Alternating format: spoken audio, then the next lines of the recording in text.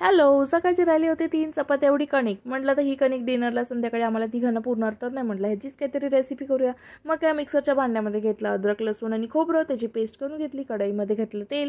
तेल गरम केल्यावरती घातले जिरे, मोहरी आणि हळद आणि त्याच्यामध्ये हा पिसलेला वाटण करून हे व्यवस्थित भाजून घेतलं. साईडला कुकरला मी अर्धी वाटी डाळ शिजून घेतली होती तुरीची. ती पण व्यवस्थित घोटून ह्याच्यामध्ये ॲड करायचं आहे. पाणी ॲड करायचं, मीठ ॲड करून ह्याला उकळी येऊन द्यायची आहे. तोपर्यंत आपण लाटून घ्यायच्या आहेत आपल्या चपात्या.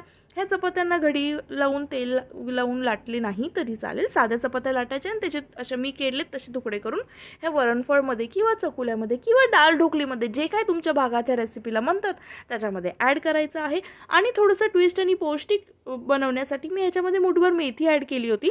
ती अनफॉर्च्युनेटली रेकॉर्डिंग करताना माझं मोबाईल रेकॉर्डर बंद होता आणि ते कॅप्चर नाही झालं. कोथिंबीर मात्र कॅप्चर झाली. ती घाला. तिखटसाठी घाटी मसाला आणि लाईक शेअर सबस्क्राईब करायला विसरू नका. एन्जॉय.